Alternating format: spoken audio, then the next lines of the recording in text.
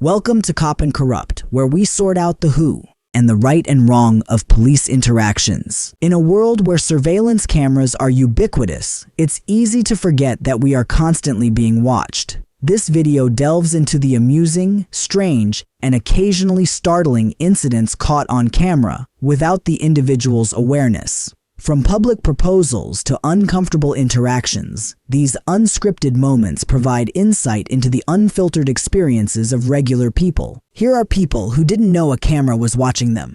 Health Minister Matt Hancock gets exposed. Today we're presenting a video with explosive content, a revelation that has sent shockwaves throughout the political landscape. In a scandal that rocked the nation, Health Minister Matt Hancock was exposed for conducting a clandestine affair with his closest aide, Gina Coladangelo.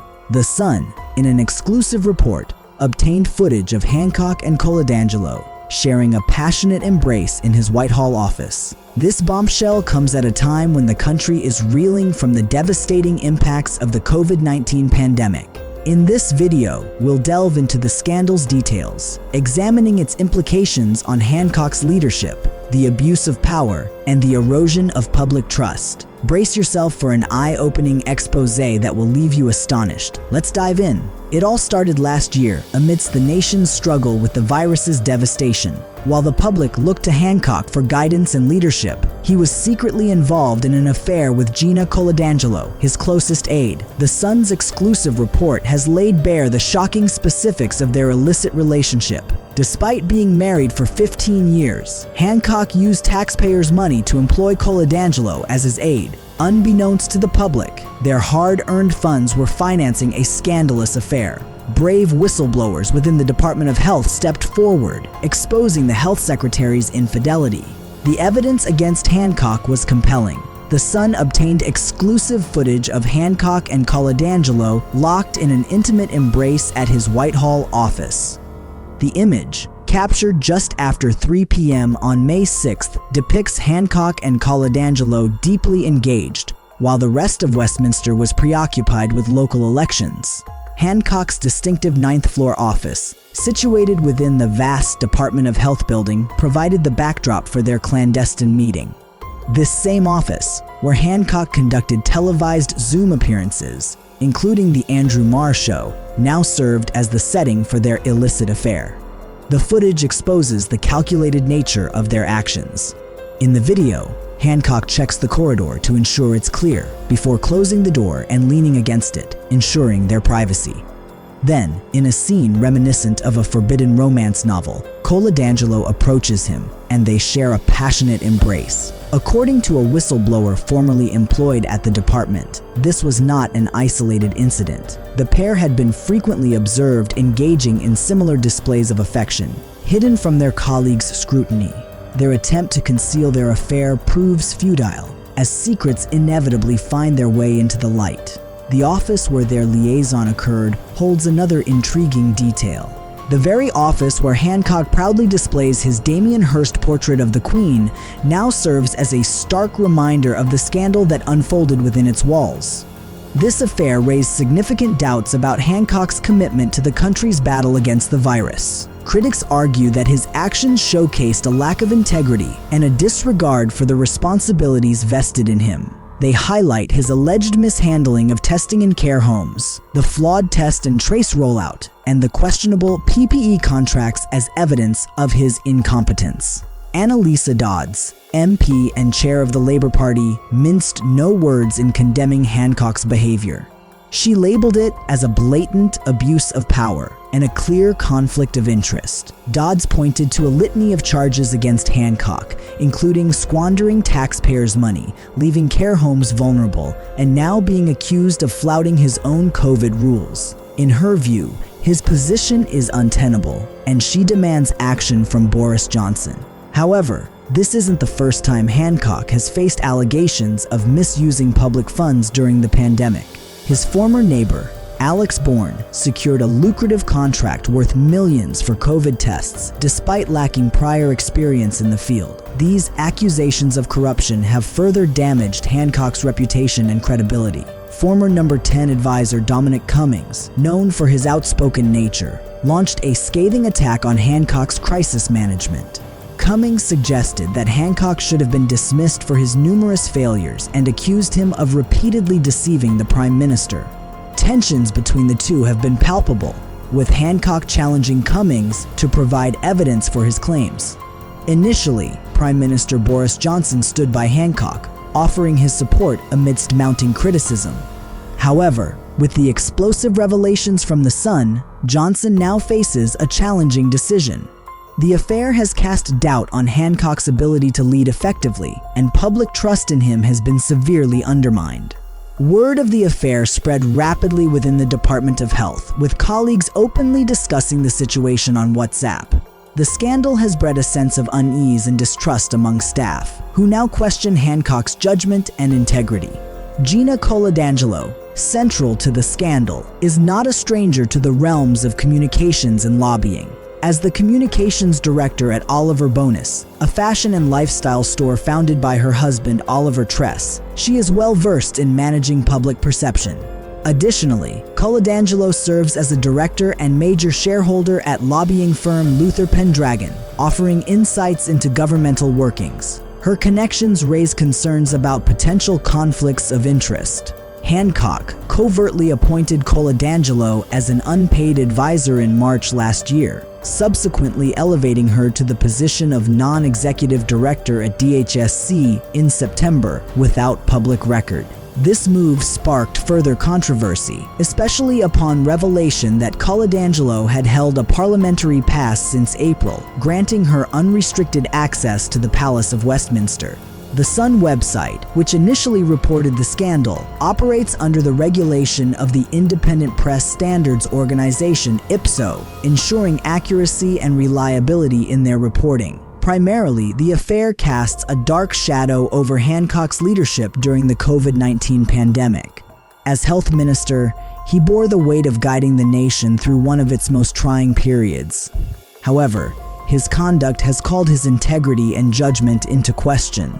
Critics argue that his affair with Coladangelo is a clear abuse of power, involving taxpayer funds and occurring clandestinely amid the pandemic's grip. Annalisa Dodds MP, chair of the Labour Party, bluntly condemned Hancock's behavior, deeming it a clear conflict of interest, given Coladangelo's direct appointment by Hancock to a taxpayer-funded role. Dodds asserted that such abuse undermines public trust in the government and compromises the system's integrity. Critics highlight Hancock's alleged mishandling of testing in care homes, the flawed test and trace rollout, and questionable PPE contracts as further indicators of incompetence. The affair with Coladangelo exacerbates these claims, raising concerns about Hancock's priorities during the crisis. The public expects transparency, integrity, and accountability from elected officials, expectations Hancock's actions failed to meet. The timing of the affair, occurring during office hours amidst the virus's rapid spread, further exacerbated public outrage and disillusionment. Whistleblowers have shed light on the toxic culture within the Department of Health, where colleagues remained complicit in silence regarding the affair. The scandal not only tarnished Hancock's reputation but also damaged the government's credibility, reinforcing critics' assertions of incompetence and opacity in its pandemic response. The fallout extended to Hancock's family, with his wife publicly humiliated and his children witnessing their father's infidelity. The personal toll underscores the broader ramifications of Hancock's choices, magnifying the betrayal felt by the public and further eroding trust in governmental leadership. Hostage group tackles murder suspect. We have a chilling tale that unfolded inside a Circle K convenience store in Phoenix, Arizona. It's a tale of terror, courage, and the remarkable resilience of ordinary individuals uniting against unfathomable peril. In this video, we'll guide you through the heart-stopping moments when a group of customers turned the tide on a murder suspect who had seized them as hostages. The entire ordeal was captured on camera, laying bare the harrowing events that transpired on that fateful day. Brace yourself to be enthralled as we delve into the gripping narrative of how a group of hostages confronted a murderer. The day began like any other at the Circle K convenience store in Phoenix, Arizona. Customers carried on with their routines, blissfully unaware of the impending horror that loomed ahead. Little did they realize that their lives were on the brink of irrevocable change due to the actions of one man. On May 9, 2018, around 10:30 a.m., 53-year-old Joel McLean Carson strode into the store, his countenance betraying no indication of the malevolence concealed within. Armed with a .22 caliber handgun, he approached the counter, seamlessly blending in with the other patrons. However, Carson's intentions were far from benign. With chilling composure, he zeroed in on a customer patiently awaiting their turn in line. In a fraction of a second, he raised his weapon and discharged a single round, striking the unsuspecting victim in the back of the head. The victim, 24-year-old Efren Hernandez, stood no chance of defending himself, collapsing lifelessly to the floor as pandemonium erupted throughout the store. The sharp report of the gunshot reverberated through the aisles, instilling waves of terror and panic in the hearts of all present. As the smoke dissipated and the gravity of the situation dawned upon them, Carson's true malevolent intentions came to light. Carson hadn't entered the store with intentions of robbery or personal vendettas. His motives were darker. He aimed to inflict pain, instill fear, and leave devastation in his wake. After his initial act of violence, Carson turned his focus to the other customers and employees. However, his .22 caliber handgun malfunctioned, misfiring with each attempt to shoot. Investigators later found that Carson had recently stolen the gun, and due to a cylinder misalignment, every bullet failed to discharge. This misfire proved to be a stroke of luck for the captives, buying them precious moments that would become their lifeline. As Carson struggled with the malfunctioning weapon, the hostages seized the opportunity to fight back. With remarkable bravery, they rushed Carson, overpowering him and wresting the gun from his grip. They tackled him to the ground, their determination fueled by adrenaline overcoming the fear that threatened to paralyze them. With the weapon now in their hands, the hostages made a split-second decision. They knew their only chance of survival lay in escaping the store's confines. In a flurry of movement, they fled for their lives, leaving behind a scene of unimaginable horror. Meanwhile, one employee remained hidden in the back office, praying silently to evade detection. Their quick thinking and silent resolve ensured their safety, even as the nightmare unfolded mere feet away. As the hostages made their escape, Carson remained trapped inside the store. A dangerous and unpredictable threat, the police were summoned, and negotiations commenced to resolve the situation peacefully. For nearly an hour, authorities implored Carson to surrender, urging an end to the violence. Yet Carson, driven by his dark desires, remained defiant, relishing in the chaos he had unleashed. Mocking law enforcement and expressing a desire for confrontation, he refused to yield. With the safety of hostages and the public in jeopardy, a SWAT team was dispatched to take decisive action. Their objective: neutralize the threat and quell the terror gripping the Circle K convenience store. Thus, the stage was set for a final confrontation, a clash between good and evil, with the fate of hostages hanging in the balance. As tension peaked within the store, the SWAT team prepared to act. With nerves of steel and a commitment to safeguarding lives, they stormed the premises, ready to confront Carson. Swift and methodical, they advanced, scanning for danger, weapons at the ready. Cornered, Carson faced the full force of the law, his once defiant demeanor now overshadowed by apprehension.